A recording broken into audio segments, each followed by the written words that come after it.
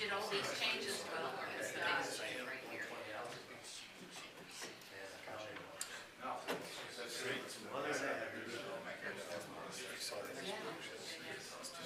Like, it was like the whole, that's what I, right there, right? I'm sure it's no surprise.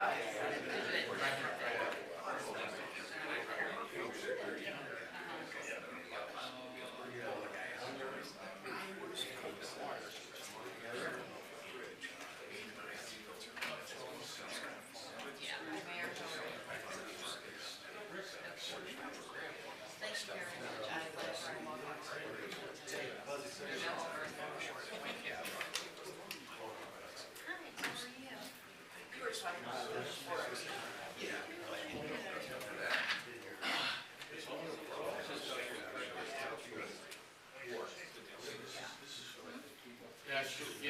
That's the biggest problem.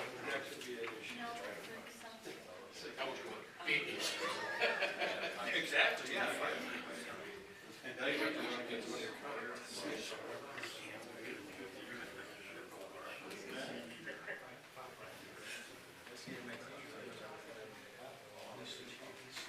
well, they did that to the state. I think it's great.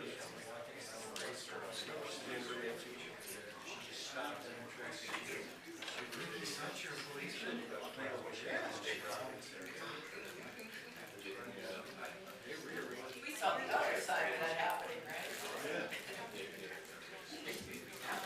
they look great on this.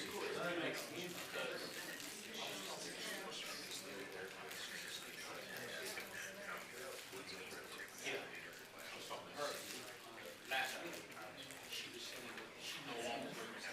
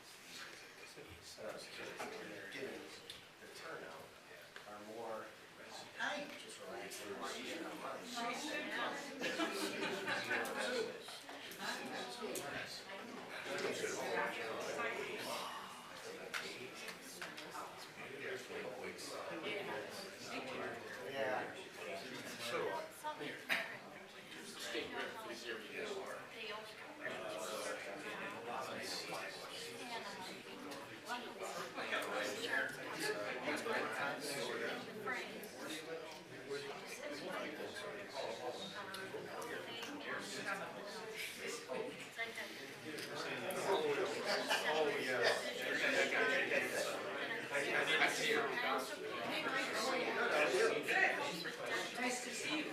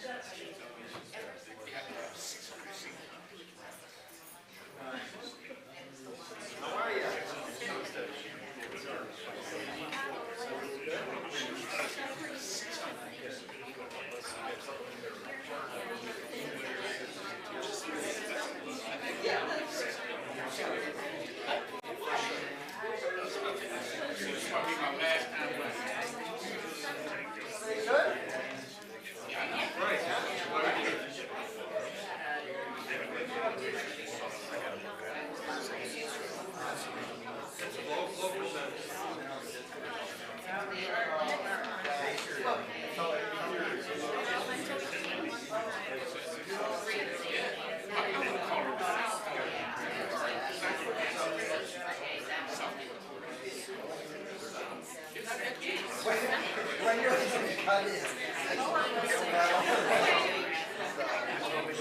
Hour out. Just wondering.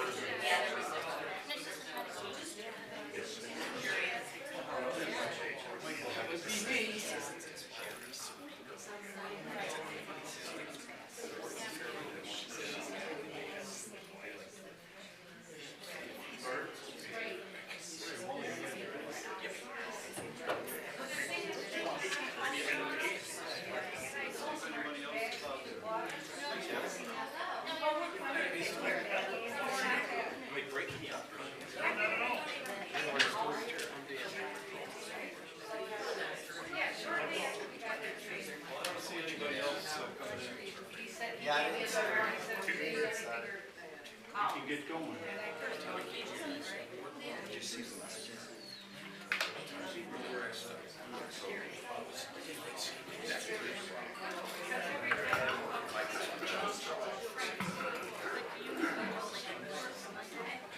Well, good evening. And welcome to the ward meeting for wards 2 and 4. If you're not in 2 or 4, you're still welcome to be here. We are public and open to everybody. And I just want to thank you all for coming. In case you don't know who I am, I'm Mayor Stan Kochi. But tonight's about the wards. And you get to ask questions of your ward council people and the department heads that are here. I want to just start off with introducing our council people. We have Ward 2, Wally Janutis. I was waiting for the applause. No, I was waiting for the applause.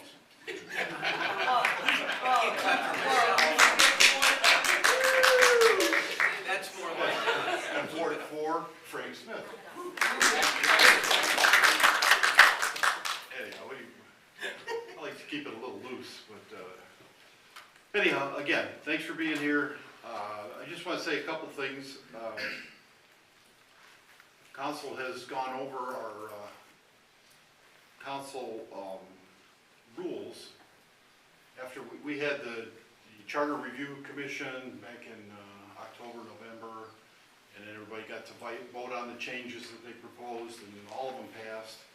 So then we had to update our rules of council, because we take them from the charter and from the ordinance of the city, and we rewrote the whole thing, just a few of them.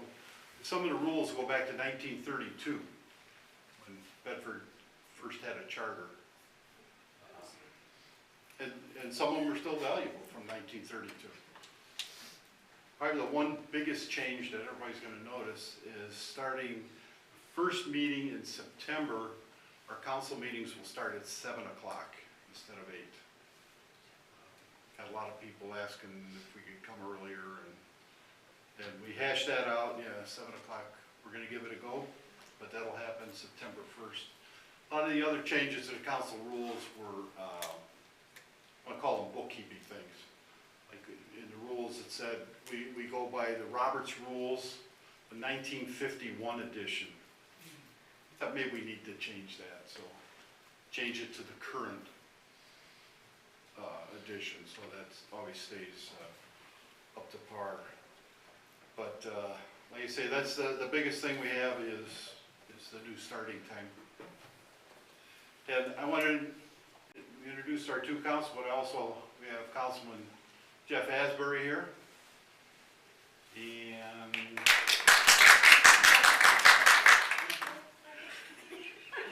And then I will have, Mike will introduce the administration when he gets up here. I want to start off by asking Mr. Janutus, you have a few words?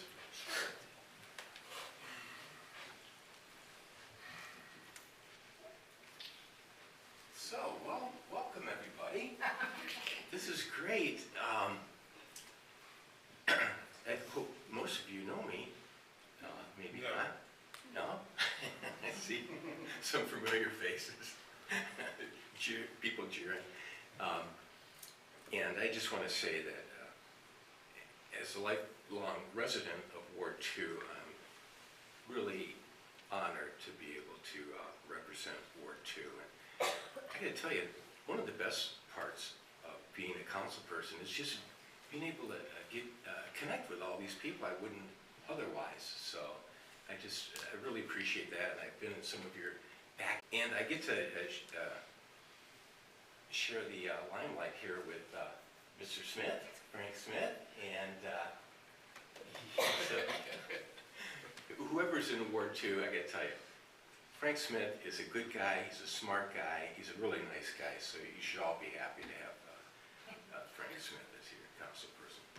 And we're going to see quite a demonstration here, a presentation of what's going on in Bedford, and I think it's pretty impressive what's happening. And there are some things in the works that are really, they're going to be a legacy for the city for generations to come, so it's really exciting.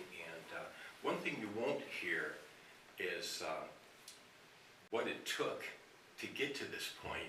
I got to tell you, there have been some lean years here in Bedford and tough financial things, and the budget is balanced and actually putting some money in reserve, and so things are turning around in that regard, and it really stems from the various heads of the departments and whatnot who really have sacrificed and to tighten their belts to get us to where we are. So Mike always says that he credits the staff, and it's true. So anyways, that's about all. We look forward to a good presentation. Thank you.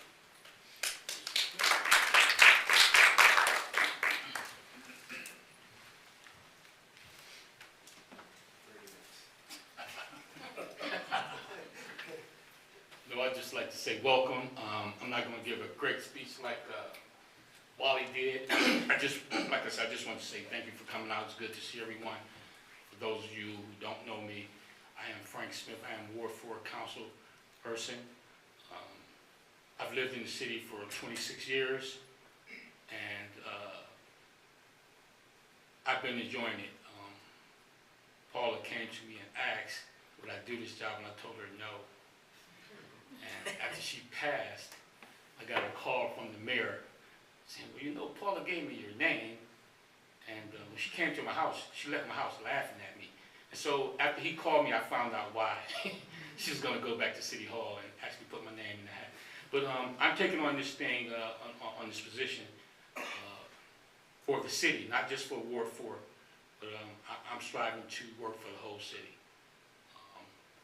Where Ward 4 goes, so goes the city. So, and that's my belief. You will see a lot of stuff here today, but most importantly, as was mentioned, you might not know what ward you're in because the Board of Elections just did a redistricting. I think the biggest part of it was Ward 4 and 5 or something. But we have a map up here that shows the streets or whatever. So if you can take a look at that, maybe figure out which ward you're in or if you're at the right meeting. That would be great. As said, you will see a lot of stuff and hear a lot of stuff here. I'm glad that the department heads are here. So you can ask those questions that you might want to ask. Truly, I don't know everything, so I have some help tonight. So with that, thank you very much.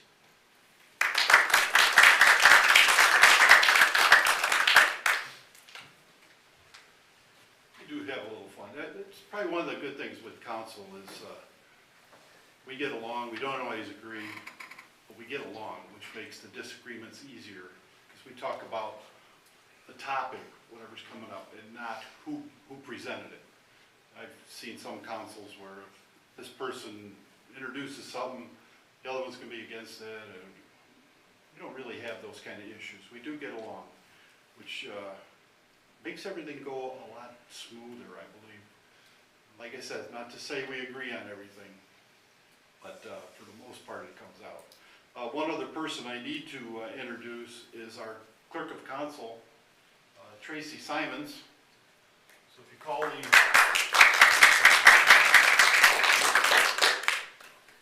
the council office, that's who you're talking to. And she's the one that keeps us in line and has to type up all these minutes after we get done talking.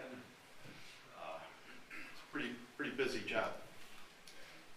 Appreciate having Tracy with us.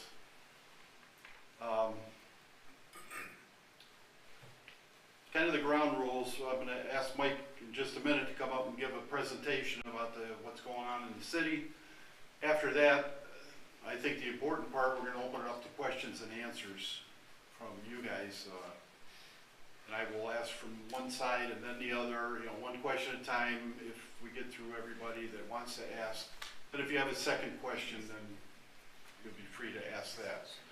So with that, I will have our city manager, Mike Malice, come up and say more than a few words.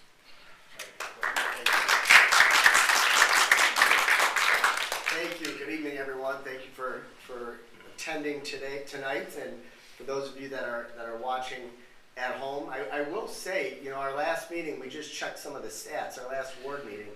Curious to see how many people watched it via the YouTube link, and there was just over 100, and that's good. We're getting more and more, interest, individuals participating as far as watching these our council meetings, our ward meetings. Missed a little bit of the interaction, but it's good that they're staying up to date with some of the things taking place in the city.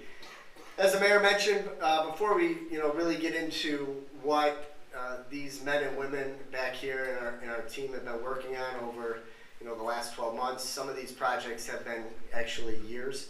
I want to take a minute and introduce everyone. Some of our department heads were unable to make it this evening, but their assistants are here. And we'll start with Deputy Chief Rick Sutz is here for Chief Stemple. Jennifer Kuzma is in our Economic Development Department. Clint Beller, our Service Director. Mike Callahan, our Parks and Recreation Director. Jen Holland, our Finance Director. Dan Dobsloff, our Assistant Fire Chief, and he is here for Chief Nagy. And Mike Greer, our new Building Commissioner. And a lot of heavy lifting by the individuals behind me. Them and their staff all the way down to the bottom. I mean, especially as Wally mentioned, there were some of those years where there were light years. We made things work. We made sure we weren't eliminating services. We made sure that we operated within our budget, and that's important. Challenging. A recent challenge. I think one of the things that we're proud of, and City Council's proud of, is through the initial COVID year, you saw a lot of municipalities temporarily lay off staff and cut certain services. We did none of that. We made sure that we were in a financial position to move forward, and a lot of that has to do with the men and women behind me.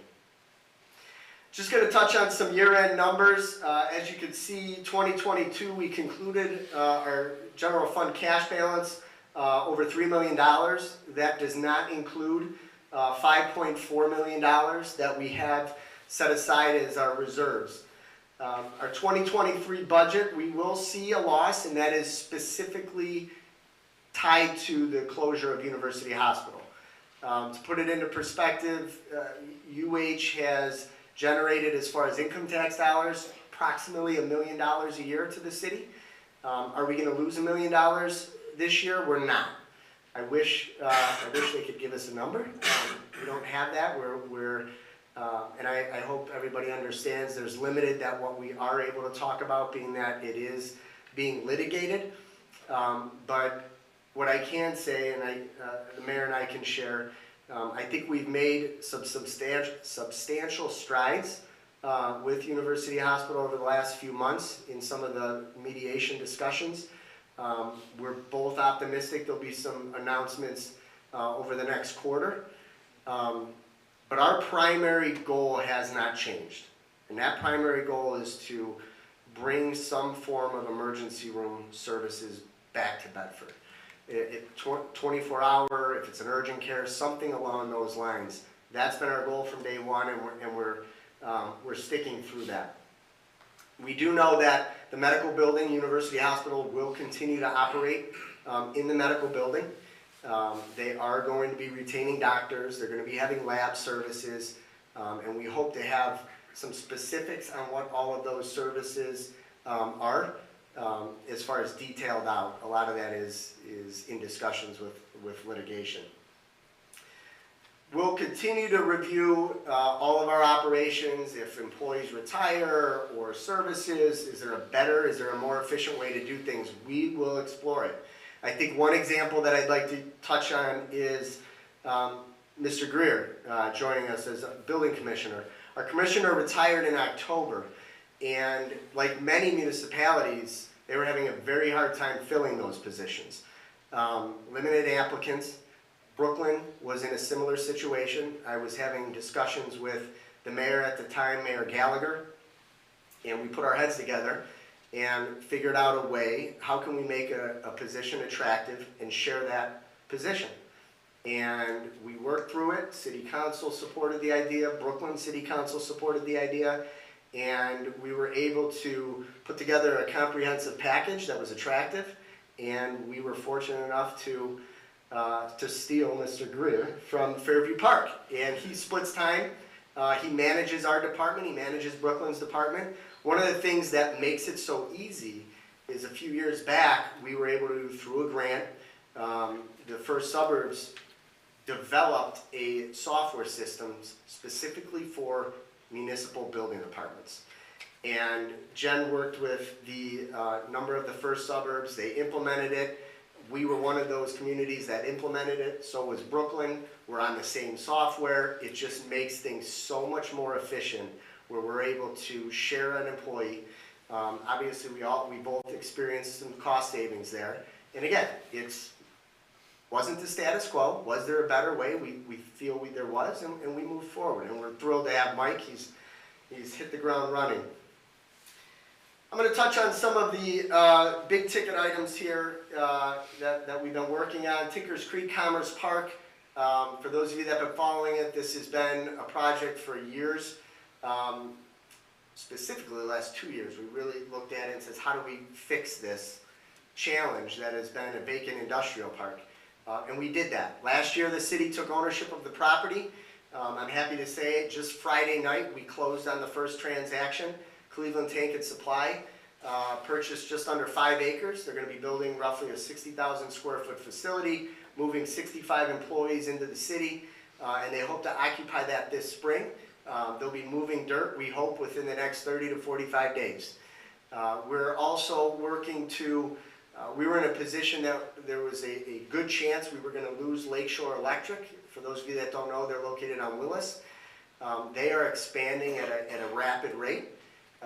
We believe, and they've shared, they could see themselves doubling, well over 100 employees over the next 2 to 3 years. We did not want to lose them. And they also, we're working towards closing that deal. We have a signed agreement where they'll be acquiring just under 8 acres to build a substantial facility in Tinkers Creek Commerce Park. So we'll be adding close to what we believe in the next 2 to 3 years, 175 employees to the city, and we'll finally see that park to be what it was intended to, and that was a productive industrial park. Art of Beauty also has purchased 5 acres adjacent to their building, and they have done some boring work, and now they're looking at their expansion. All good things happening in that park, and there's a lot of hard work that went into that. Our fire department, we received a grant last year to cover the addition of 2 additional staff members, fire medics. So we were running at 3 shifts of 9. The Railway Safety Act, and we'll have this presentation, I don't mean to pause real quick, we'll have this presentation online. Obviously you can go back and watch the video, but if there's specifics, feel free. I'm going to move through this pretty quickly.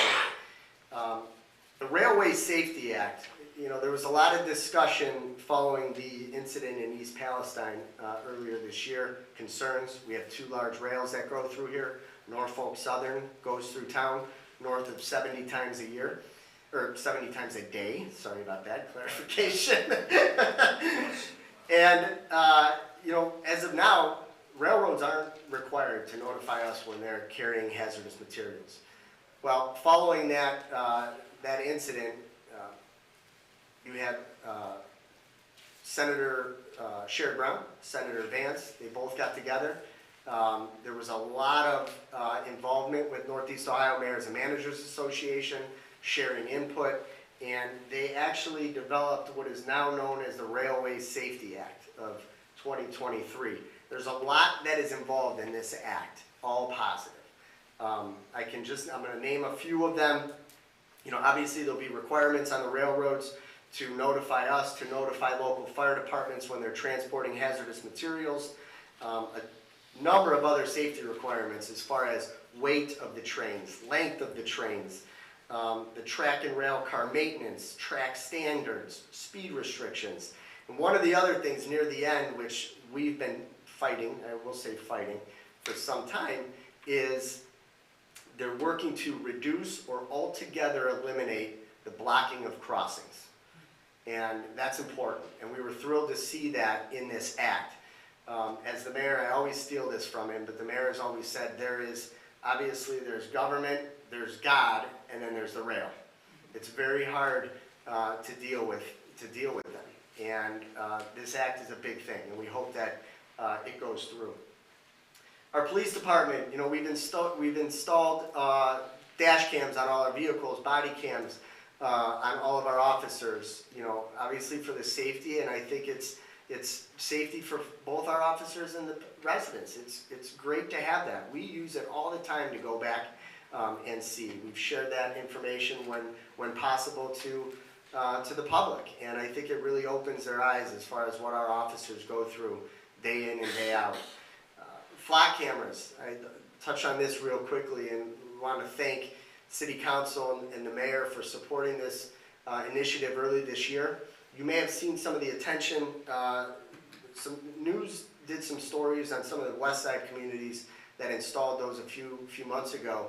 Ours were installed earlier this year, and they are 16 specific license plate reading cameras that are located at the entranceway of town. You'll see they're like a black pole with a little solar panel, and there's a camera. And they're all interconnected. They're interconnected to all flock cameras outside of Bedford, in other communities. They'll pick up a license plate. If we need to identify it, our officers, deputy chief, they log in, they could search it.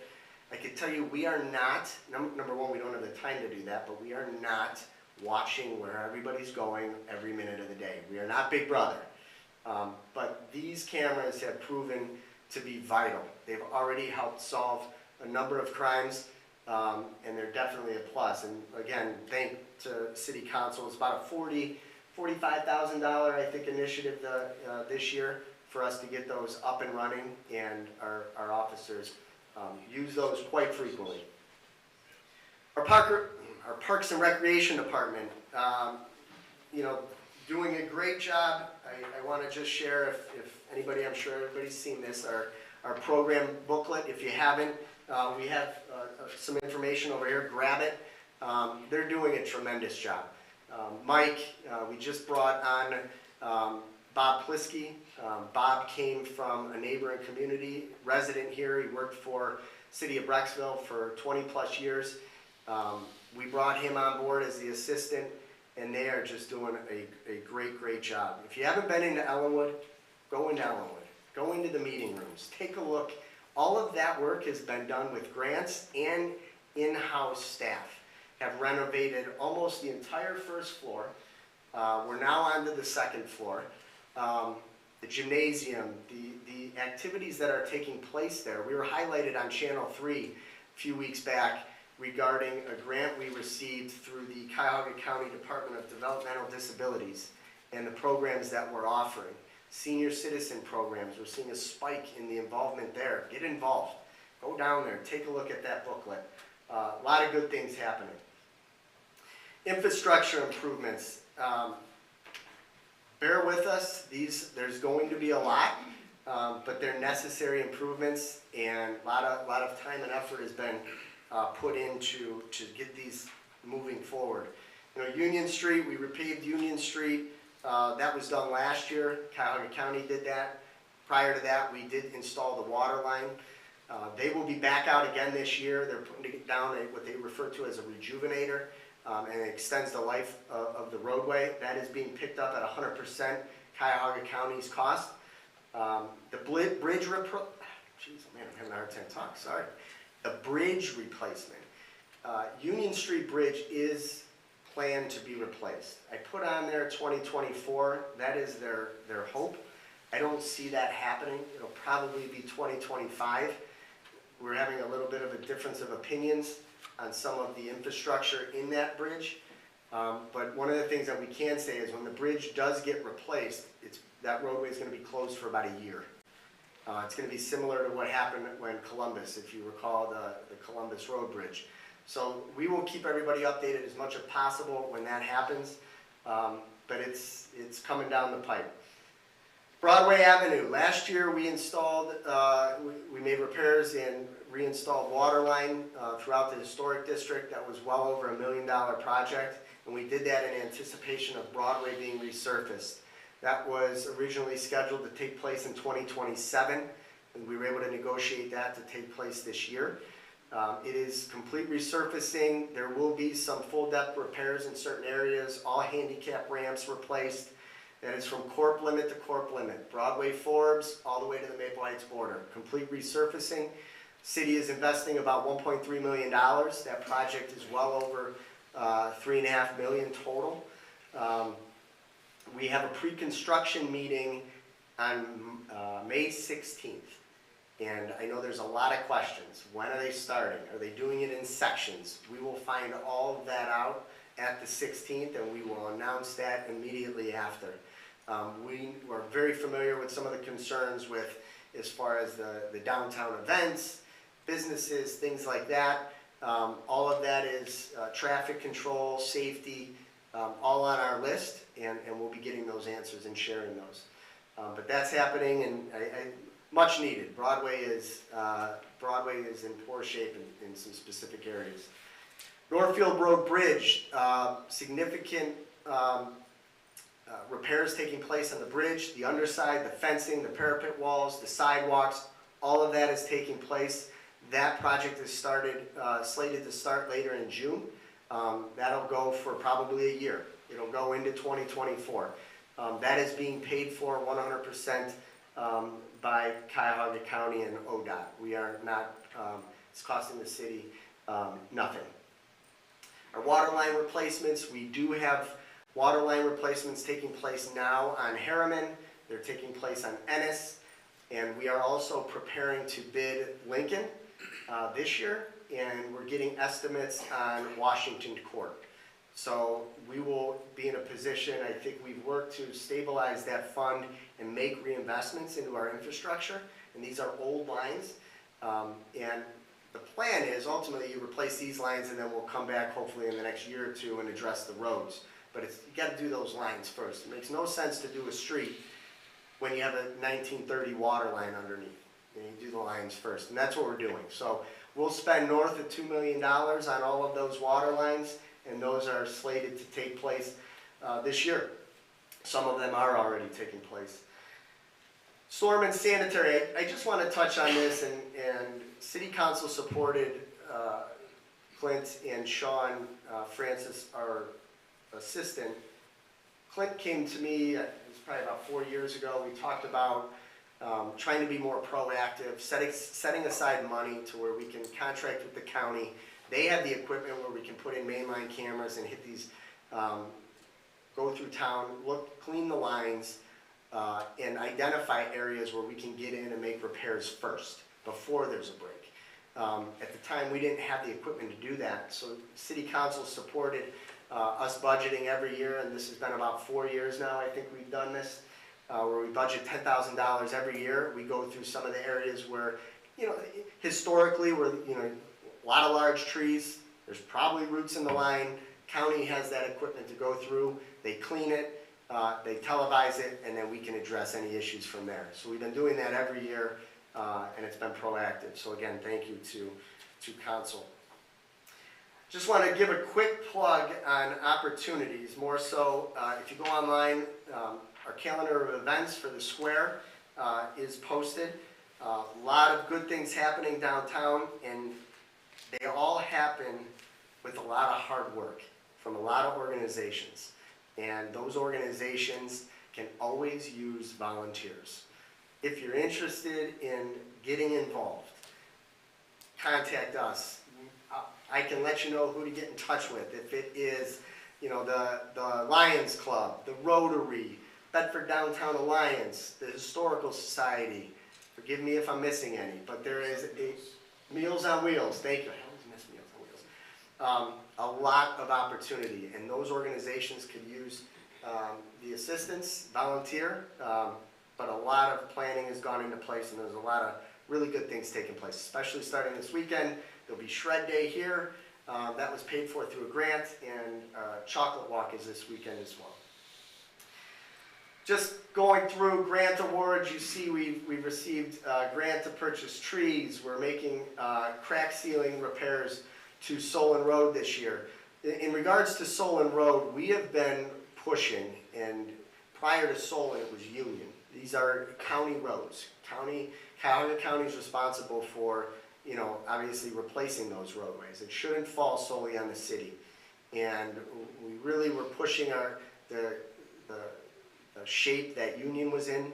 Union finally got addressed.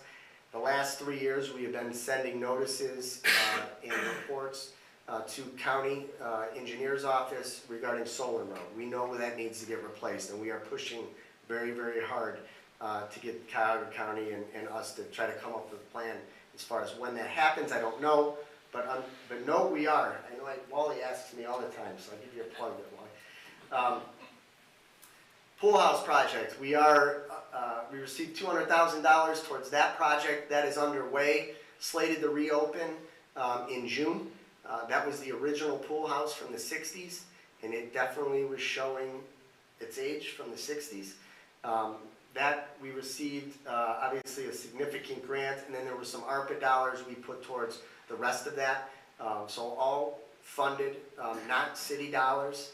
It's going to be a much, just a great added piece to the Parks and Rec, as well as obviously the pool's in great shape, but pool house was never done when we redid the pool in 08, 07. So stay tuned, there'll be a opening for that in June. The Bedford Commons project, we received $700,000 grant for that. I'll touch on that a little later. We've also received other donations from the Bedford Auto Mile for that project. Total funds are just under $800,000 for this project, and you'll see some renderings later on for that. We have also received funds, another $200,000, for renovations to the train depot, complete repainting of that, re-roofing that. We met with the members from the Historic Preservation Board, being that is on the National Registrar. We have to go about certain to make sure we keep that, the look of that. So we received grant funding for that, improvements to the gazebo, improvements, electrical upgrades for the commons, as well as renovations to the restrooms. The public restrooms are all getting updated. Part of the donation I talked about from the Auto Mile, if you recall a few years ago, we started what we referred to as a pilot program for cameras. And the Auto Mile completely funded cameras along Rockside and Broadway, and they're fed into the cruisers, and our officers can view those with some license plate readers on there. They donated additional funds to make sure the Historic District, the Commons, the Historical Society buildings, that they're all covered with security cameras. So all of that is going to be going on this year as well. And again, all grant funded, all funding through donations. So great stuff. Building department in our neighborhoods, we've worked with the county land bank. I can't stress enough how great of a partner they have been. I will say, going back to Tinkers Creek, we probably don't see that development taking place if it wasn't for the county land bank. They've been a tremendous partner. They've been a partner in us working to take down some homes that have either been vacated or just, either owned by the bank or walked away from. We are now working with them on 2 homes on Center that'll be coming down, 64 Center as well as 52. So there'll be a strip there that's going to get cleaned up. Really, really doing a good job on that. We talk about, Chief Stemple talked about some of the specifics at the last meeting. I'll just touch on, the speeding, parking concerns. We're familiar with that. If we could sit an officer on every side street by every stop sign and do that, we absolutely would. We understand that. Our response, our obviously our calls for service has gone up, and we're looking at other ways that we can address traffic enforcement.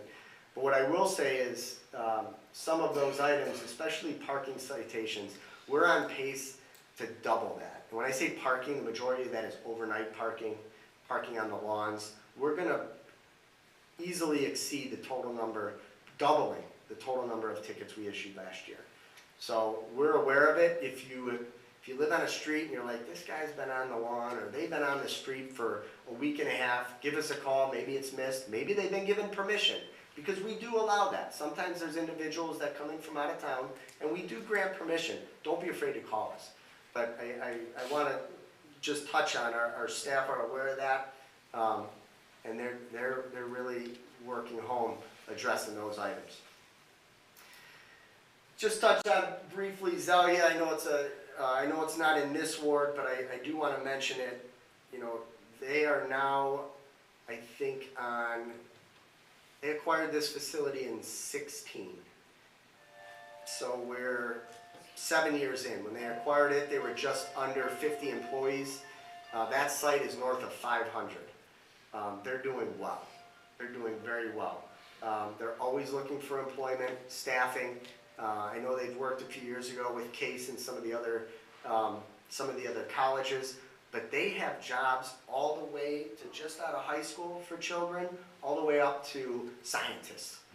If you're looking for a job, check their site and make sure they have to refer to themselves as Zelia Cleveland. So if you're ever online, you want the Zelia Cleveland, and that is the Bedford location. But they're doing great work over there. Talk about some other business investment. The gentleman that purchased the old Mr. G's, we were in contact with him, actually. Jen was over the weekend. We're starting discussions. What could there be? Could there be a phase 2? Could there be future expansion? They're doing really well. They've invested north of $700,000 in that building. across the street they're right across from Data Basics, who've also done a great job on their facility. Small businesses, 25 people here. Data Basics has over 50 well-paying jobs, but great community partners. Great. Same with Circon. Circon Environmental, they acquired the former Huco Chemical. They're off on Crick Road. Sometimes people forget that is still Bedford. They are a chemical company. They store and transport chemicals. They are working through the final stages. Mike actually provided me with an update today that they are finalizing some updates regarding their suppression system. And once they'll be able to move in, we'll see another 50 jobs there. All good things. 227 Northfield Avenue, that was John's Deli, vacant land that was there. There used to be a house. That gentleman did come to Planning Commission, and City Council just approved that project. Although it does need to get a variance, they're looking to put 4 units up there. 2 of the units will house Nathan's famous hot dogs. So investment in the community, investment in construction dollars, and that's a good thing. Bedford Auto Mile, we talked about the partnership. They are on the Auto Mile, they care about the Auto Mile, but these guys and owners, they care about the city as a whole. And I think, as I mentioned, the investment that they've made in their own dealerships is significant, but the investment that they make back into the community is significant as well. I believe that was 2 years ago, actually it was less than 2 years ago, where they wrote us a check for $50,000 for the historic district and the Commons for expansion for that security camera as well as the Commons project. They've assisted us in funding the K-9, and we do have a substantial project that we hope to have plans later this year. I don't believe construction will take place in 2023, not sure yet, but that is for the new Honda site. That is at the corner of the 10 acres at Bartlett and Rockside. It is going to be a new car dealership, and Honda is going to be building a significantly larger store there, and obviously more employees, which is more taxes, which is good. So they continue to invest in the community. Kind of looking forward, you see Tinker's Creek, that's a big thing, but we are, I truly believe, especially following the closure of the first deal Friday night, we are rounding third on that. Next step will be groundbreaking, which is exciting. But there's still some plots left, some smaller. I think we have a 6-acre plot, another 2-acre plot. So we'll be looking to find end users for that and have that park filled up. CDBG and CDSG awards, you can see that, $400,000 over the last 2 years. We'll be working to make those, the first 200 is for the pool house. That'll be wrapped up in June, like I mentioned, but the second for the Commons, that work will have to be completed by September. Not that we want to rush that along, but we are being told we're under tight county restrictions, is that the proper way to put it, Jen? That the money has to be spent by the end of September. So we're getting quotes now on all roofing, we're getting quotes on the restrooms, renovations, and I do want to point out there was a substantial amount of money in this, approximately $50,000 for land acquisition. And if you watch council meeting over the next couple meetings, we'll talk about what that land acquisition is. I can't share any of that too much now, but we received a grant for that. So that'll be coming up. Pool house, we're going to be opening up, working with the land bank, residential lots. What this is over the years, we have, through grant dollars, land bank acquires a property that may have gone through a tax foreclosure, it's been vacant. We'll go out, get grant funds to tear the homes down. We have the lot. We don't want to hold properties. We don't want to cut the grass. Some of them make sense to just not be rebuilt. If it's a tight corner lot or if it's very skinny. Other lots, they're deep.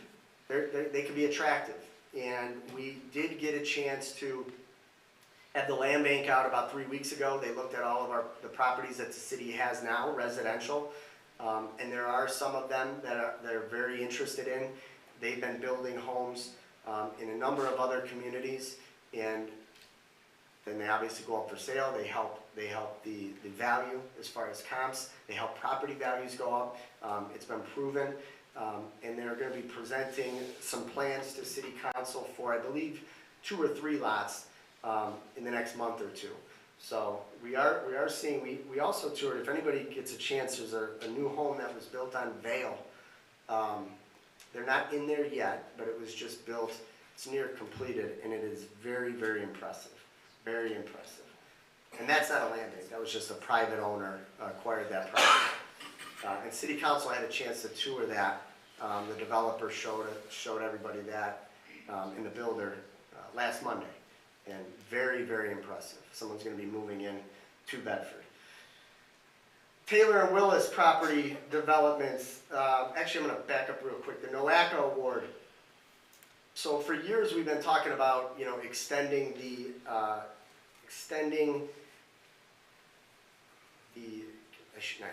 connecting downtown, specifically the Commons, with the Metro Parks. Years ago, we said our 2 biggest, you know, next to all of our residents and our businesses, our next greatest assets are, you know, the Metro Parks and our historic district. And how do we improve that? How do we connect that? And, you know, we talked about connecting with a pedestrian trail down Willis towards Viaduct, with reinstalling that bridge that was there 100 years ago by the falls. So we applied for a grant. We were unsuccessful. We applied again. And it was a planning grant. And I touch on NOACA because you can't apply for construction dollars unless you go through their planning grant first. So the second time we applied for it, we were awarded that. And NOACA is running that planning process, and that is to put together all the specifics to connect and put in the pedestrian bike and hike trail. Basically connects right behind the square on Willis. It goes down Willis and it connects over by Viaduct Park, where there'd be a bridge over the park connecting to Egbert. So in essence, an individual could be on Egbert in the Bedford Reservation and follow that trail right into town. So we received that planning grant. NOACA has, I believe they awarded a consultant. Look for that information. They're going to be putting information out. They don't want to just hear from us. They want to hear from the public. They want to get input. That's going to be taking place later this year. And once that planning grant is completed, we're then eligible to go after construction dollars. So it's a big deal that we received this first grant. And this is going to happen. We're taking the steps to do that. The last step, the last item is the Commons, and we talked about this, actually I think we talked about it when we first brought it up was right before COVID. I think it was 2019, 2020, and we wanted to figure out a way, how do we expand the square? How do we improve the square? We had some ideas that were floated out there to include a water feature, to include the ability that if we wanted in the winter months to offer Friday night skating, we could do that. You know, at the time it was like, yeah, great, it's going to cost probably anywhere between $8 and $1.2 million. We don't have that. Well, we kept it on the burner, and we were able to get grant funding last year to make this happen. So where we're at now, we're going to be doing some surveying over the next few weeks. This is actually right behind where the parking lot is now. We're very familiar with parking. I know parking was brought up. What are you going to do about parking? We're aware of that. We have a plan for that. I.e., without getting into it, the grant for land acquisition plays into this a little bit. But that's our plan, and we're going to be engaging and talking about this some more. We're looking for any input, any feedback. Nothing will be done until we present more specifics to City Council. We'll have this information up on our website. Any questions, ask us. Give us some input. Oh, I don't like this, or I like that. This is literally just a rendering where we started talking about it. We're now looking at, you know, some more specifics that we're going to get on paper. Because this is going to be an item that'll have to get bid out. But again, this is going to be funded through that county grant that we received and through donations that we received from the Bedford Auto Mile Association. So it's a big deal. We're excited about it. I also don't think it's a surprise that, we've been very engaged with the Cleveland Metro Parks over the last 9 months regarding things happening in Bedford. They have reached out to us. We've walked a number of properties in town with Metro Parks leadership. They talk about the trail and the bridge, which they're 100% behind that project. They talk about this, 100% behind this project. And City Council is going to be, they're going to be reviewing legislation Monday regarding the future development of 6 acres that's adjacent to Viaduct Park. Okay, there's 2 large tracts of land. So when I say adjacent, if you're looking at Viaduct Park, 6 acres right next to it, halfway down Taylor. The city still owns 4 acres on the inside corner. We still own that, and we still are retaining that. But the acreage next to Viaduct Park, we're going to be presenting a proposal to City Council on Monday. And I think it is, personally, I think it's a win-win for the entire city. When we acquired that land 8 years ago, 9 years ago, could have sold it like that. We had people that said, sell the property, just sell it, the city needs some dollars, the city needs money, we shouldn't be holding it. Sure, there were builders that wanted it, they wanted to put up townhomes, there was a builder that wanted to put 8 homes that overlooked the water. It would have been beautiful. I'm not saying it wouldn't have. It would have benefited 8 families. That property is not, no other city has land like that. Where you look down and you see the water, and you already have the Metro Parks anchored there. We wanted to try to find something that will benefit everybody. And I think we found that. We'll be talking about that some more Monday. City Council will have legislation to review on Monday. But again, that's been something else that's been, a lot of years of work and applications and networking, and Mike was very involved in that, and Jen, and hopefully we can get that pushed through. I went through a lot. I probably missed some things here. Lastly, I just want to share, there's some handouts up here. There is a Good Neighbor Guide that went out. Everybody probably received this. They did this years ago. Staff, we worked to kind of resurrect that, get it out there. It's a good guide. As well as, I touched on the hospital. Everybody probably received this as well from Metro. Came in the mail a few months ago. Metro Health is right here. They have offices, doctors. They're right here on Rockside and Center. They're getting more and more involved in Bedford. That went out. They want people to know they are here. So if you didn't need a copy of that, it's over there as well. Calendar events, bunch of information. That being said, you don't want to hear from me anymore. You want to ask the questions. So appreciate everyone's time. Thank you.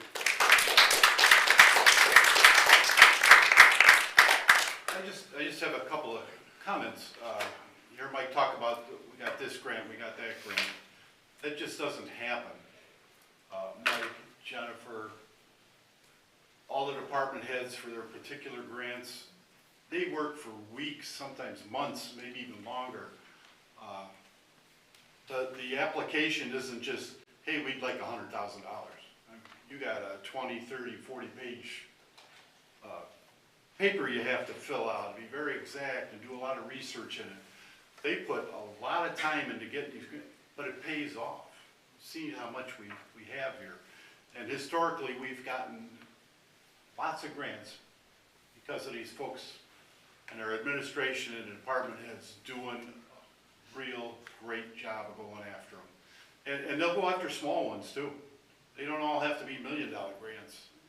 If there's $1,000 that they can buy new batting helmets with, Mike's gonna go after it. But whatever it is, these guys put in so much time, and I applaud them for the work they do to get us these grants. Because there's a lot of stuff we wouldn't have been able to do without those grants. And again, thank you guys for doing that. All these guys sitting up here work very hard at it. Yeah. I want to add one other thing. That's kind of, we see that as a trickle-down effect too, because we actually had one of our officers, regular officers, touch base regarding the grant that I think they just submitted through FEMA last week. And it was a grant that he came forward and said, hey, listen, there's this grant, it's through FEMA, there's a lot involved. We'll do the legwork, a couple of our officers, we said, let's do it, let's go. It makes sense, this is what we want to do.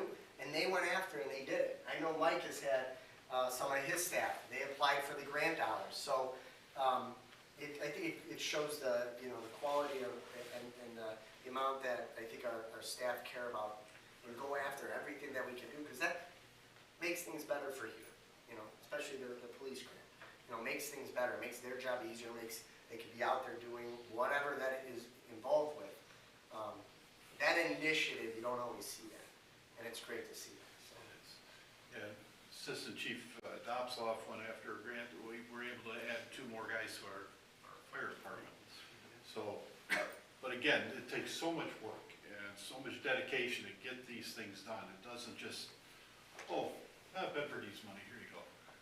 There's so much involved, so much work, and again, thank you, all you guys, for what you do on that.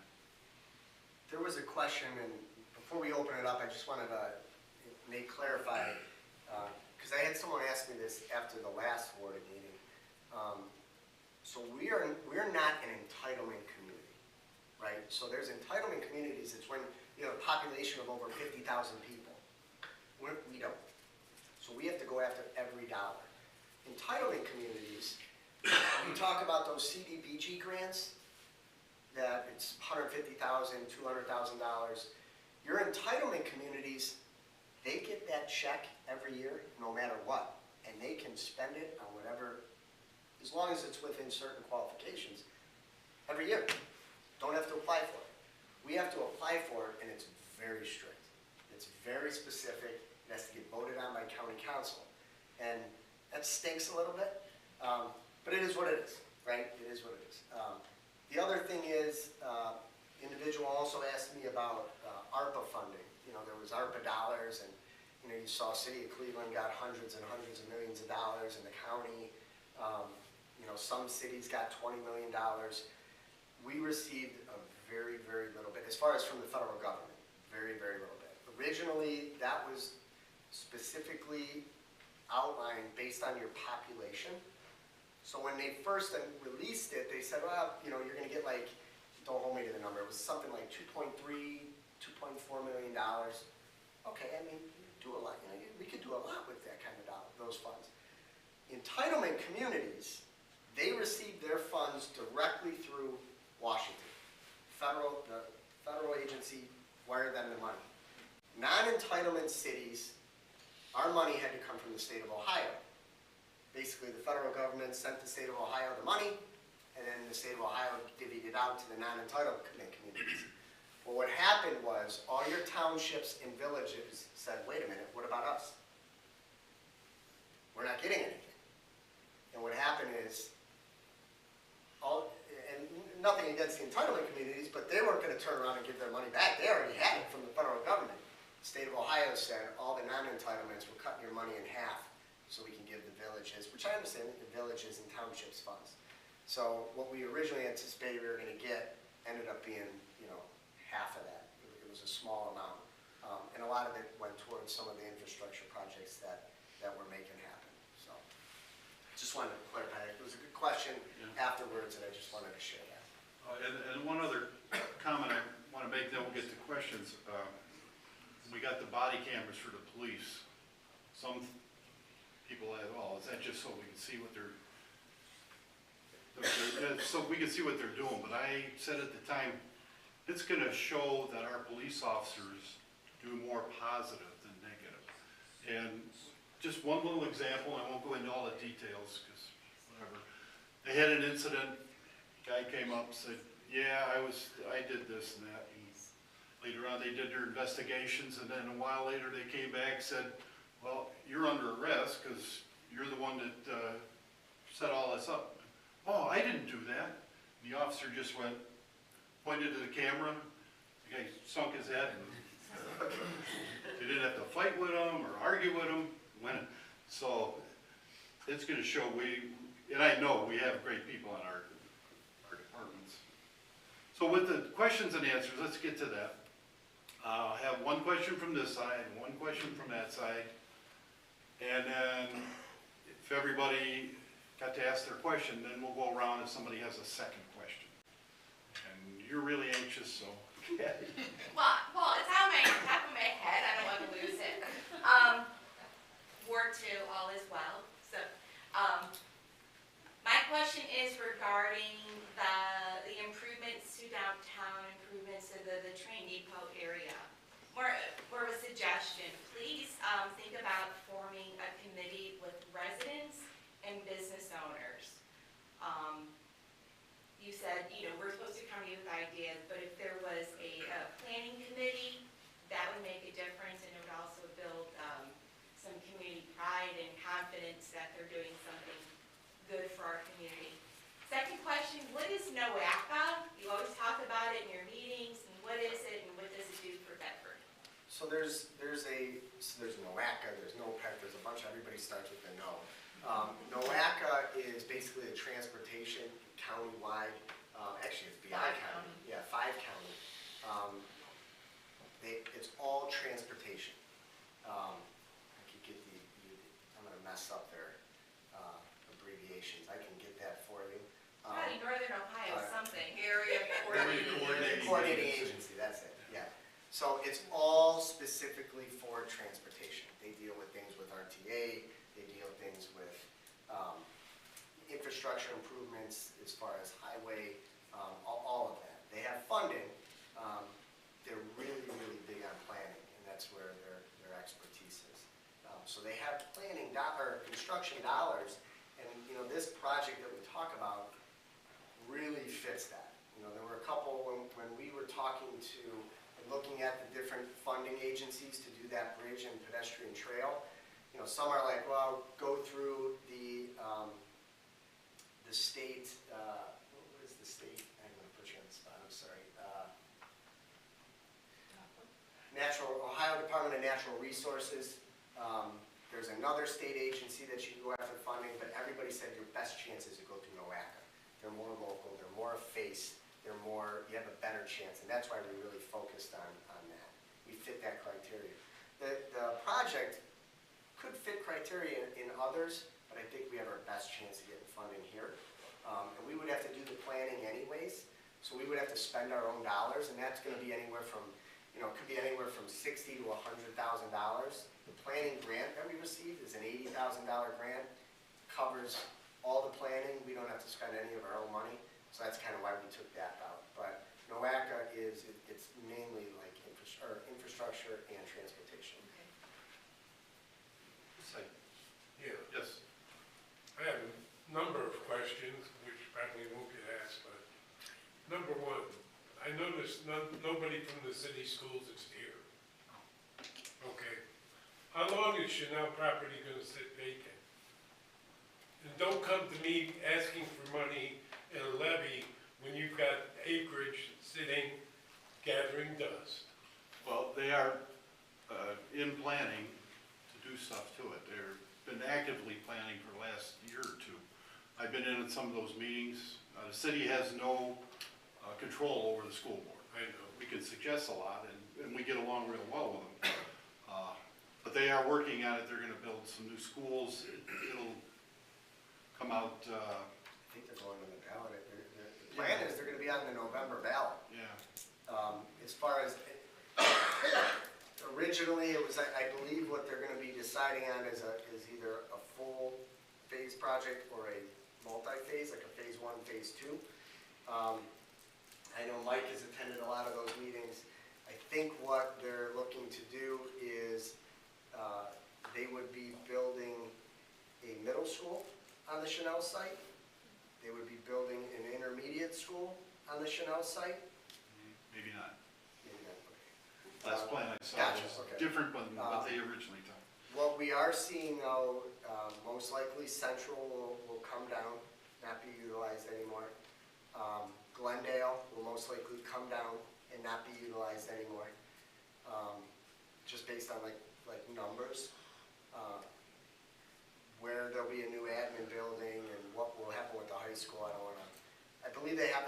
website, but that's where the Chanel property comes into play. They would be building there, but they'd have to, obviously, they'd have to go to the borders and all the communities, and that, I believe they're on pace for that to be in November. Yeah, they're getting ready to go public with the plans so people can see what they're doing. Okay. This side. Yes. I live on Greencliff Drive, and last fall, the city spray painted around the drain at the bottom of our driveway, which seems to be sinking into the asphalt, and some of the curb areas. And of course, those weren't being spaded over the winter. Is there any plan to do any upgrades to Greencliff Drive? No. No paving. Now, if catch basins are settling or sinking, we'll address those. The arrows you see painted on the pavement, we're out GISing the whole city, so we know where every sewer is, every manhole is. Some of my guys are out there, they're painting here. The arrows are saying where the lines are coming in and where they're going out. So that's what you see right now. Well, you don't see them anymore, but because they were done in the fall. Yeah, we don't need them anymore. It's all, So it's do already we have been to done. notify you If there's a problem there, just let us know, yeah. Okay, all right, thank you. And we could, did you say that the catch basin is? The drain at the bottom of our driveway has been sinking, and I We think can take it a might look have at it. been What's your address? 70. Okay. Yeah, we can take a look. We're right next door to where Jerry Lawrence used to live. I'm on GIS, Archer, and, I'm sorry. if you're done, go ahead. Go ahead. All right, I'm on Archer for well over a year now. I've had a gas company surveying stake in my front yard. They did work down the street, you know, if the gas company is planning on doing Take it out. more work, You can take it out. okay, That project's done. okay. Yeah, I took mine out a few months ago. Well, if Stan can do that. Yes, sir. I got a two-part question. If they take down your tree from your tree line, does the city replace that? Yeah, there's a program to do that. Well, So, did we take it, we took the Yes. tree down? Okay, so we have, you know, we do go out, dead or diseased trees we remove. What we do is we only plant when we go after the grant funding. And it is an annual grant, so, you know, Cuyahoga County started that because we weren't budgeting in our budget funds to replant. We go after those grant dollars to do that, so we will check. I don't know if anything was released or if we're doing that this year or not. Ultimately, yeah, we do want to replace all those. We don't want to just take trees down. We used to budget well over a decade ago for replanting, but the cost was so high. Now we go after the county funds. Second part, 50,000 for 100 trees, what kind of trees are those? 50,000? Yeah, no, I know, it sounds like, so obviously it includes all of, trust me, I know that these two will, the grant is challenging. Half the money with a quarter of the rules, we could do a lot more. Yeah, we could do a lot more if we do. We can't plan them, we can't do anything, you have to contract all that out, so we have to get what is the average price for the tree that we were getting? They weren't like $50 trees. I mean, Purchase, the trees are around 200 apiece, and then another 250 to plant them, so. They're saplings? Inch and 3/4 to 2 inch. Yeah. Well, he was in the middle, so we can go, okay. well, that's all right. No. I said we can go to this side now. He was in the middle. Okay. Good evening, I'm Craig, Ward 4, West Glendale. I'm a former program director of the Bedford YMCA Southeast. Years ago, it's no longer there, of course. Sad. Many things have changed, but because there's been things missing in Bedford for a while, and I was served as the program director there from 2000 to 2005, and some great people there. Through my experience there, my job was to obviously build up programming, keep programming going through the life cycle, and I believe that applies to the city as well. And I think one of the ways that I did it was doing press releases, getting Channel 8 News to come out, and I did some new programming there. Kickin' with Kenny was there. He's a little obnoxious, but he was great. He's been out a couple of times, yeah. The final thing is that, you guys have never, something in the Plain Dealer called the Metro at a glance. It's right inside that. You guys, I've never seen Bedford in there, and I think that'd be a great opportunity to, We were in there a couple weeks ago, we're in. May have missed it. but, Is it the around town piece? Yes, around town. yeah, Metro around town. Okay. seems like Beechwood's in there every week. Yes. And sometimes not for the good.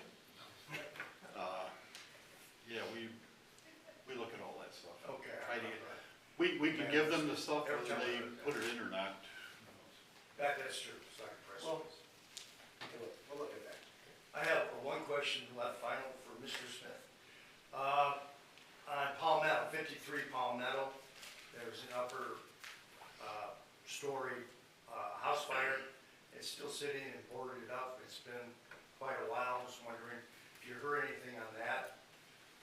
Well, I addressed that with the city manager, and he told me that they were actively working on that and trying to get that done, so he can tell you more. Yeah, I could go out. So we had 2 house fires in town last year. One was on Avalon, one was on Palmetto. I know I talked to, I think it was Councilman Saunders regarding the Avalon, and Councilman Smith actually sent me a couple messages, and our building department was trying to engage the property owner. What are you doing? Property's in bad shape. We got progress on Avalon. Avalon was sold, and we're anticipating plans to have that home all redone. Palmetto, we're not getting cooperation, so we're pushing that through to ultimately, if we need to, condemn. So for those of you that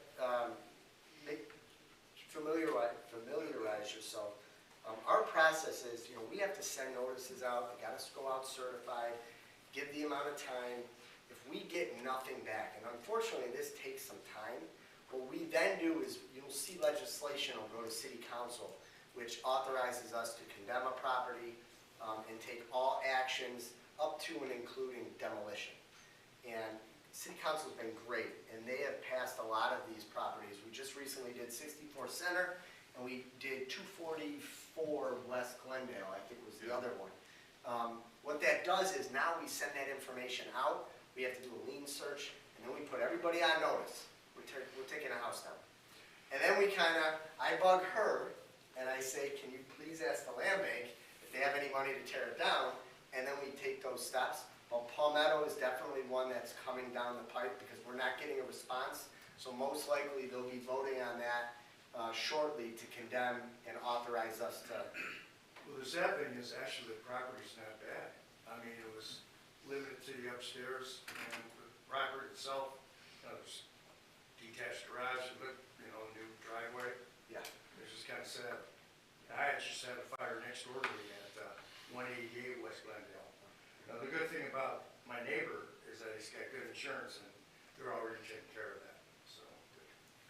Excuse me, Mike. That was one of the things that I said too when I seen the property that I didn't want to see it come down. I wanted to see it, rehabbed. Yeah. And not just, start to create vacant lots in the city. So that was one of the things that we talked about. I expressed that. That's a nice piece of property still. Yeah. Say, you had one, Hi, I'm on Ledgewood, and we were talking before about sewers. So the sewer that's the closest to Glendale, West Glendale, right there, is sinking a lot. And it looks really bad, and I know when you come around the corner, you really don't want to hit it because it's sinking so much, so is that a possibility? This in the street, Ledgewood by Glendale? Right on, yeah, right by the corner. All right, I'll look at it. And then also, is there any prospect of West Glendale being repaid? That we know of? No, No, that's turned, right? no, we'll be out to patch. All our resurfacing dollars, unfortunately, are going into Broadway, but that's very important we get that done. Yeah, this year definitely not. Next year, there's a large project, but I think it's Turney Road. We received a large grant through Cuyahoga County, but the city's gonna have to contribute a portion. So that'll most likely be next year, but not that we refer to. But we'll take a look at that. Last two questions,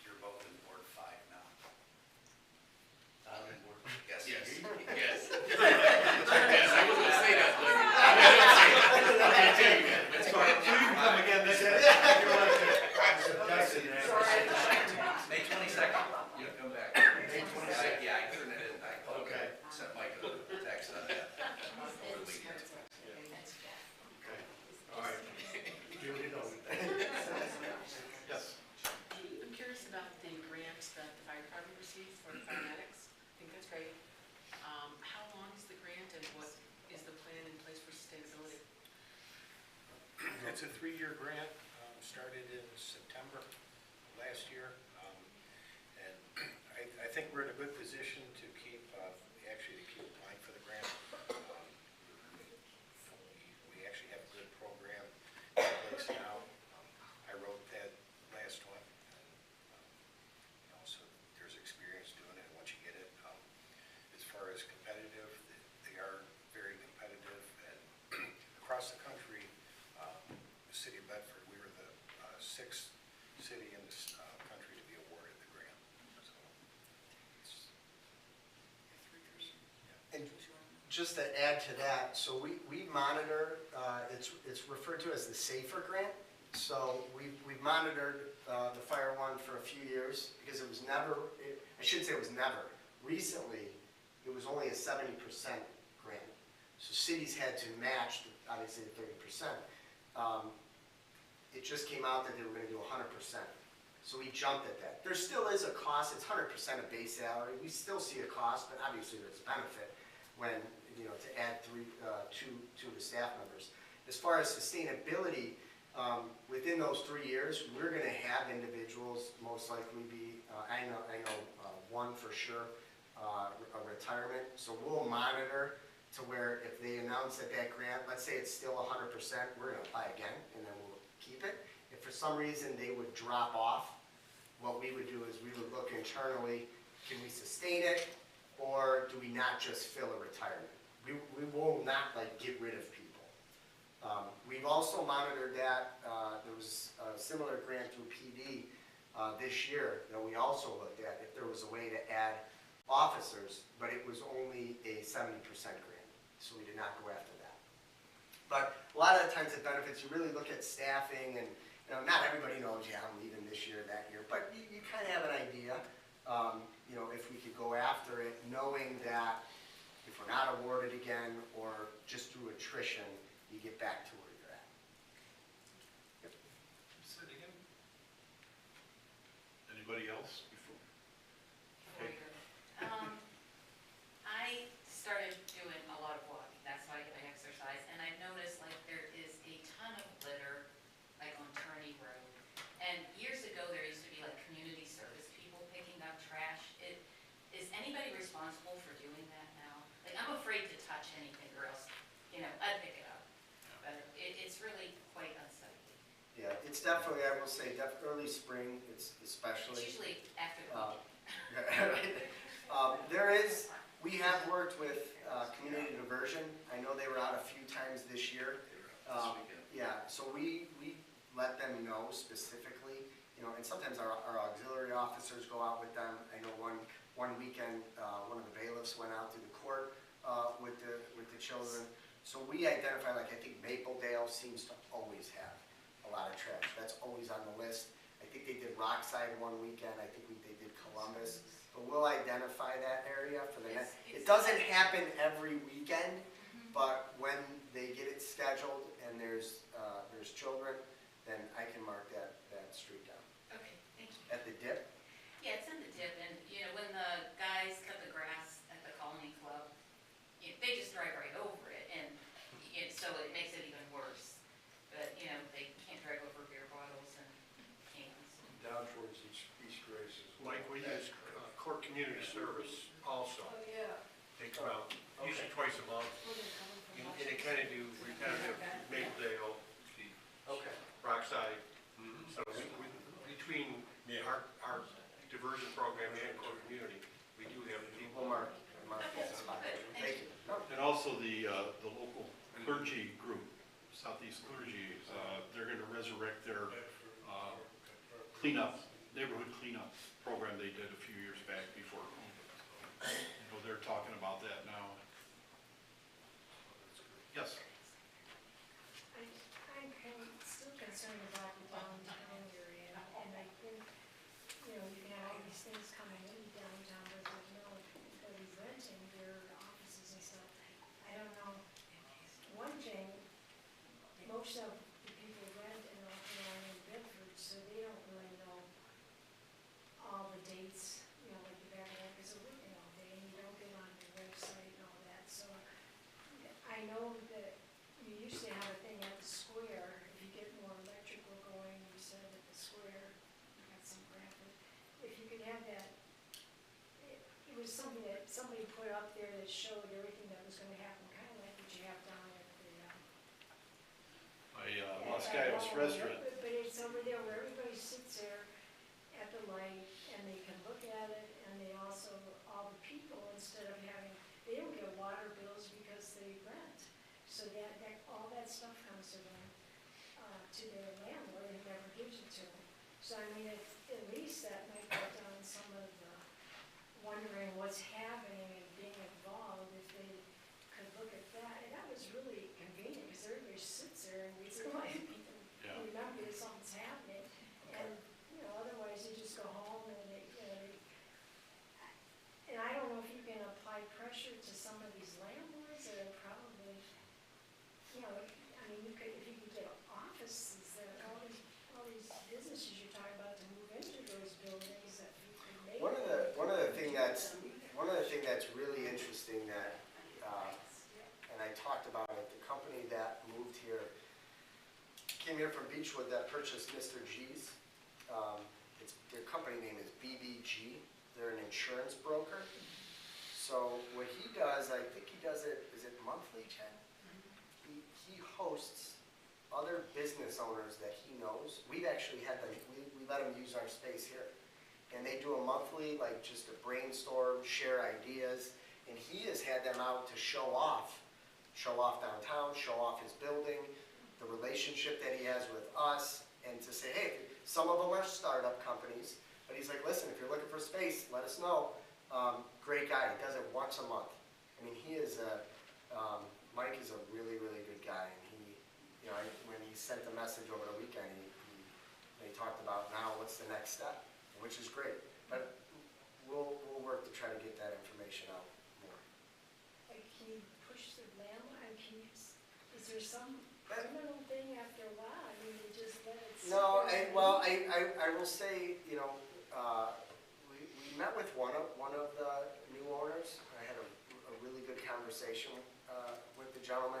I know they were making an investment, which was good as far as improvements. But we're working on something else for, I think, everybody, as far as if it's landlords, if it's tenants, if it's residents within the certain area. And we'll be getting something out as far as specifics on things that are taking place, points of contact, how can we help, funding opportunities. We're looking at some different ideas, and that'll be taking place this year. Yeah, I think it seems like they all talk together, you know, and it would be great. I always tell them I'll let you hear. It would just be nice if somebody walked by once in a while and said, you care. Yeah. And we can't tell a landlord, you have to fill your space up by the end of the month. It would be nice if we had that authority here. Or if I it's mean, the road or technically, they could something. let it stay vacant forever, but like Mike said, we try to get in there, and Jennifer works with them. Keep things going, yeah. We're always looking, You had another question? I don't want to beat that dead horse, but every morning, and I've told the officers this, every morning between 5 and 6, High Street is a dragway 42. These guys come screaming, I mean screaming down High Street. I've told Wally about it, and he said the same thing. Try to get the license plate number. Well, number one, I'm not going out there in my pajamas. Number two, by the time I hear them screaming up the street and get out there, they're already at Columbus, or they're already down to the Horseshoe. And nobody pays attention to the stop signs. Between 5 and 7 or 5 and 6? 5 to 6. Okay. Because they know people are starting to come out, they slow it down after 6. But, I mean, there's all kinds of people going to work between that time, and there's been a lot of close calls. Okay. And the officers, I understand, they can't be everywhere at once. But if we could spare one guy, 1 day a week between 5 in the morning and 6, you guys would have no money problems. make a note of it. Yeah. No, I just told the night shift OIC, you have somebody sit there between 5 and 6. Done. Okay. Yeah, and that, Because I that's know the just such a people- problem. Oh, I know, because the people, my neighbors on McKinley, Willie, we finally had a police officer on our street, thank you for that, by the way. And I don't know if he nabbed people or not, he was there in the afternoon. But it was great to see, because all of a sudden, it's like, wow, everybody's stopping at the intersection. Well, yeah, when they see a police officer, now they're all the best Yeah, drivers. now in the they're all world. behaving, yeah. Thank you. Right? On the same topic, you would put with West Glendale Street, which I know is cool. Just bring how quickly get through this. You can't bring up speeders if it's not your. Yeah, well, what really did work was the speed indicator you guys had up. As long as it was, I don't know, if someone kept taking the battery out, because then it would clear out. It dies. But So there's, maybe a solar. We do have solar. We have the solar one that we keep on Broadway, and the ones we put in the neighborhood's battery. We bought 2 different ones, so they're more portable. The one that goes in the neighborhoods is more portable, that's why it has a regular battery. Yeah. Yeah. there's different settings for some of those too. You know, that does a great job tracking data. Right. You know, Even if it's not showing the speed.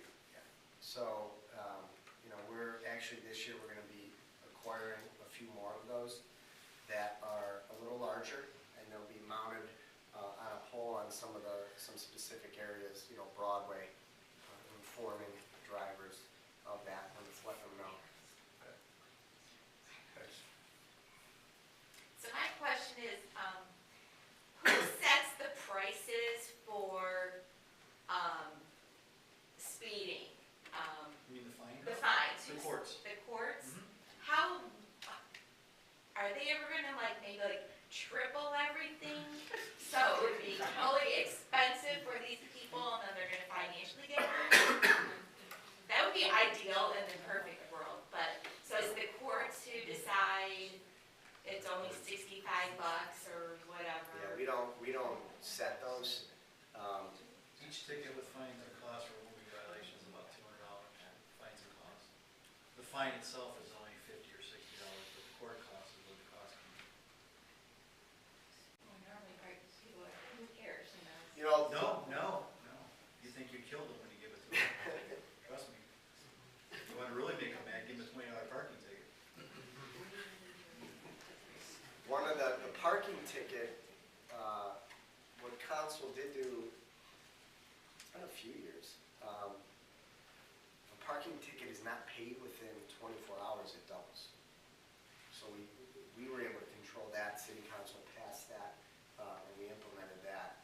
But as far as the others, we don't control that. One thing that just not Bedford, everywhere has seen a huge influx in, and now it's costing the city substantially, is the amount of uninsured motorists. So we have, over the years, motorist hits a telephone pole, or a light pole. Motorist hits one of our electrical panels, traffic boxes in the roadway, that's 20 grand. What were the trees? Auto The mile new signs. trees. Trees, auto mile sign, when those get hit and a motorist does not have insurance, it then goes to our insurance. And we're part of a large consortium of cities.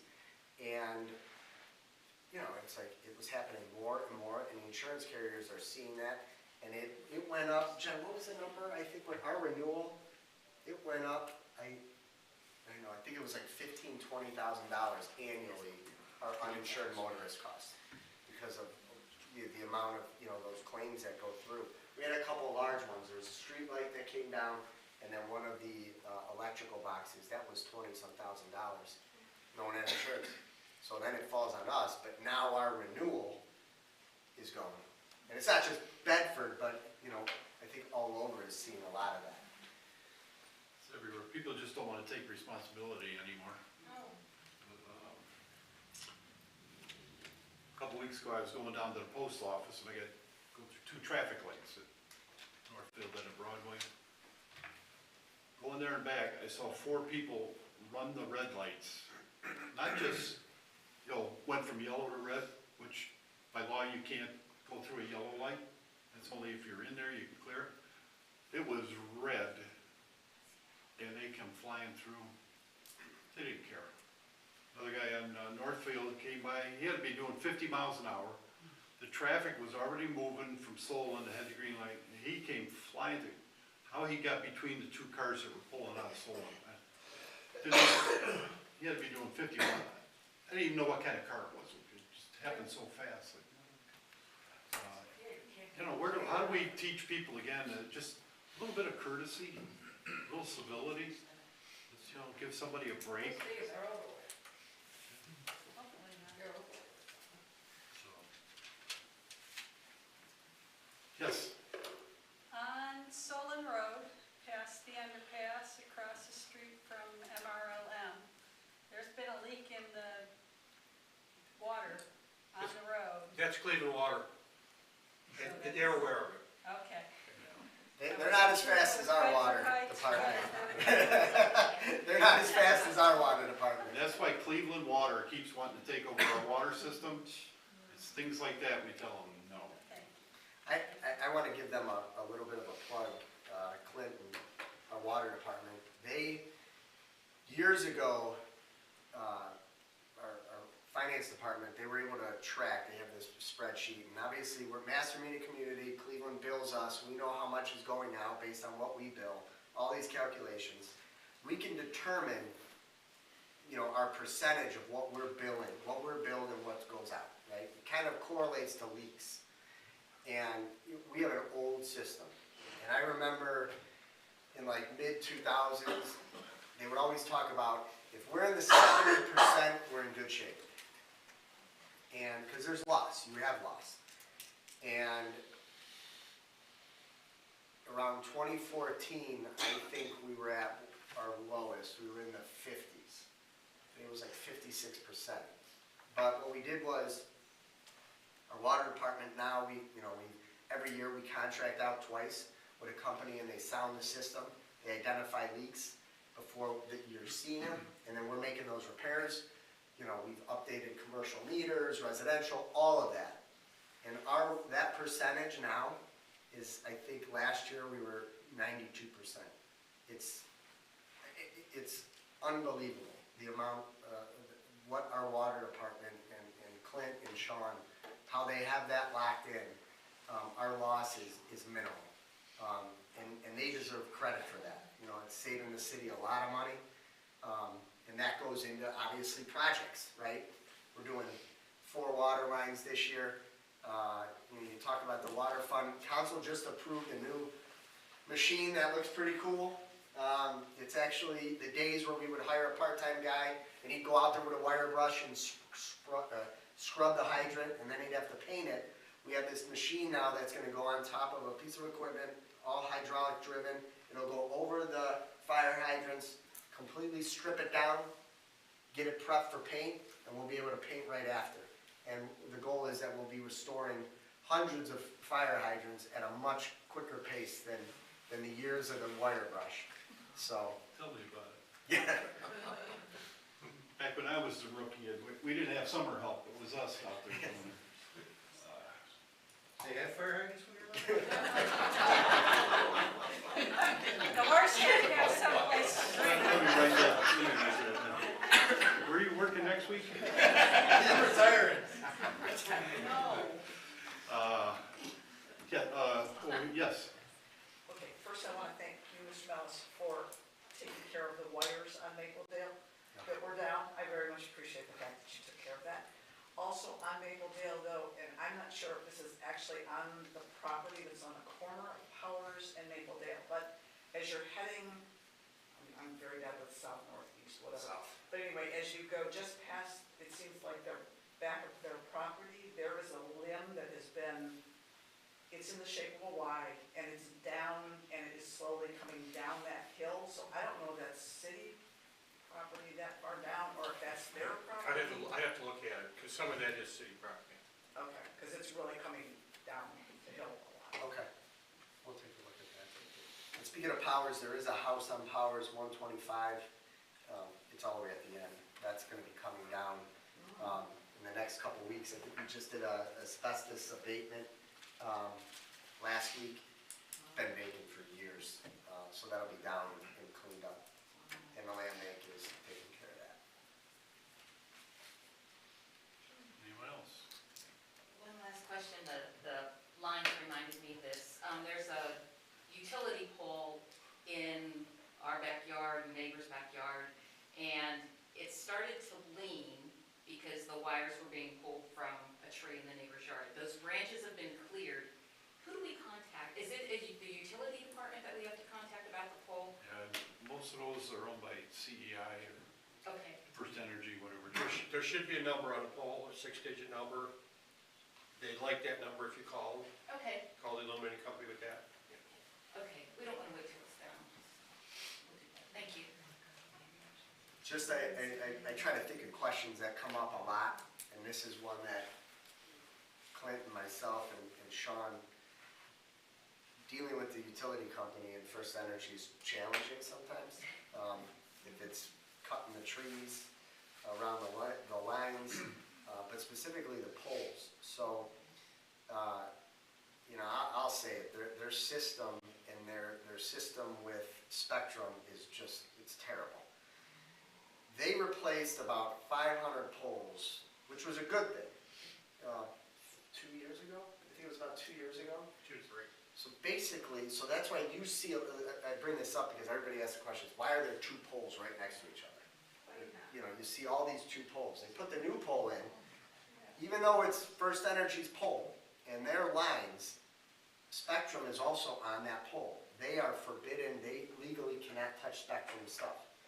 So they have to put the pole in, they do their switch, and then they have to put in a ticket to Spectrum, then Spectrum has to remove their stuff, then Spectrum does a ticket, and then First Energy can go back. It is the most inefficient process. So if you're wondering why there's 2 poles, and there's been 2 poles here for 6 months, it's because of First Energy and Spectrum just being delayed. And But the phone company. or AT&T's and other, correct. They're also on the Thank you, pole. thank you for. And there was just that article in the Plain Dealer 2 days ago about why the poles are tied together. And he did a nice article on Yeah. explaining that. It was great to have the poles replaced, you know, new poles, some were splintered, some were cracked, but they're slow. We'll say it, I'll say it. It's a bad system. Yeah. For lack of a better word. Anyone else? You know this word. Hey, you don't live in that ward. Still Well, there. maybe you do. I got the deputy chief next to me. Solicitors, Yeah, good Every point. Saturday. you don't have to open your door for these people, please don't. How many do we have that are permitted in the city? Zero. We have not issued one permit, well, I take that back, we issued permits to ice cream trucks, so if you want to Okay. translate ice cream trucks, have at it. People coming to your door, no one has a permit in the city to come to your door. Like sugaring. And they are ridiculous. I mean, they will try to bully you into showing your bill, they'll say they're from the electric yeah. company, they need to see your bill, there might be an error. They're just trying to hijack your bill and get it over to their company. Back in January, one of the cable companies knocked on the door of my wife, I was still at work. We've got cameras, I saw it, didn't think it was a big thing. She was expecting a package, so she, for whatever reason, thought it was UPS, she opened the door, it was a cable guy. Not gonna mention the name, because they took care of it finally after 3 months. But he copped an attitude when she said, no, we're happy with our current provider. So he went down to the end of the driveway, and he was there for a little while. Well, what he was doing was setting my wife up with a fraudulent account. And he used her name, a fake phone number, and a fake email with this provider. And next thing you know, a couple days later, we get a box of equipment. And a bill. And a bill. So we took the equipment back, we explained it to him, got another bill, called it in, got another bill, finally went down, and Mike helped me actually with the representative of this company, and they finally took care of the problem almost 3 months later, so don't mess with these people. So even high school students or High school students are exempt, church Church associations are and exempt, political are and exempt. politicians are. so they're exempt from, They don't need permits. they don't need permits, No. okay. Kids But you selling still candy don't for the have to band. open your Yeah, No, you don't right, have. you still don't have to open your door, yeah. Yeah, Yeah, and if you see them, call into the police, to the dispatch and say, hey, there's a guy going up and down my street. they'll ride by and, I mean, I love it when they come to my door. Well, can I see your permit from the police department? They all hold up their badge from their company. Yeah.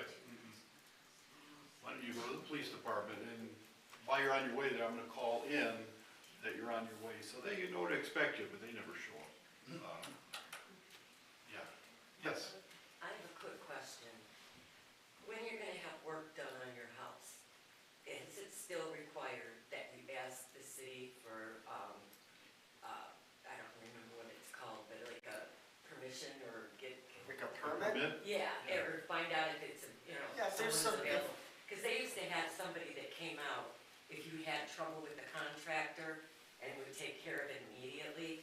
And I just wondered if they still did that. So we still require permits for certain work. If there's a project you're Or be registered. thinking of, if there's a project you're thinking of, you can contact our building department. If you're looking for a concrete company for your driveway, you can call us and we have a list of registered contractors and we can provide that. Roofing companies, we can provide a list of registered contractors. We still do that, yes. Okay, because one of my neighbors had trees cut down, and she was adamant she didn't care if they had a permit or not, and I was always told, I've been there for a long time, that it had to be permitted before you could do any work like that. And it ended up that the police came instead of the inspector, I guess he wasn't available, and validated they didn't have them and it required them to get it, Yeah, so. we still do that. And owner, I believe that information will be going out again. We've been doing it for a few months, or a few years. This summer, June, owner occupied, exterior improvements, building department will waive those permit fees. It's free permit month. We offer that, so if you're looking to do something. you still have to get the permit. Still have to get the permit. Thought you waived it. But we waived the fee. We waived the fee. Yes, Do you have cameras at Hutch at all for the police to help monitor? Not at the park, no. Not at Hutchinson And Park. that- There is a flock camera at Lee and Turney. Flock over there, but not at Hutch, not at that bank. anyone else? We'll be here for a few minutes after. If no one wanted to Yeah, raise your hand, feel free to Yeah.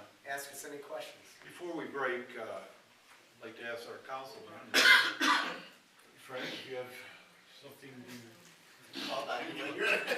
as he's coming, you want me to wait and get blown? Wally, I was trying to do the opposite. Go all around. Well, I'm just getting up because I sat for so long, I don't really have anything to say. I just thought, come over here. Thank you all for coming, and it was a tremendous opportunity to be able to come and ask questions of all the department heads, and I think that's really nice that the city set this up for everyone to be able to do that. So, thanks all for coming.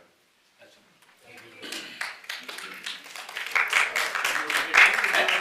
Wherever you want.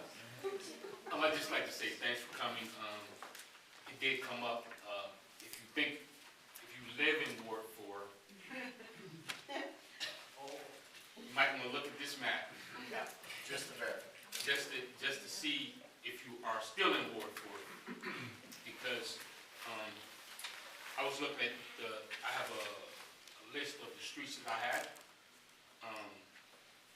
Cork Hill, they have the addresses listed as Charney Road. I have several buildings on Cork Hill, but there's only one Cork Hill address on my sheet. So the Board of Elections they screwed all of that up. So once again, take a look. My ward actually starts, when you cross Charney Road on West Glendale, I have the right side of the street, Jeff has the left side of the street. So you've got east versus west. Right. You got the east side of the street. Right, but That's, and don't have those anymore. It starts at Broadmoor, and I think I have 10 houses on Broadmoor. Just the east or south side. Right, yeah. And then it goes, when you get up to Button, But it is more clear now than it was before. yeah, so Button, I didn't have South Circle and all that stuff, so now I have that. So like I said, it has changed, so take a look. You might be going to Jeff's board meeting, so. Ask the same questions. That would be a great idea. Different answers. But thanks for coming. Thanks for coming out.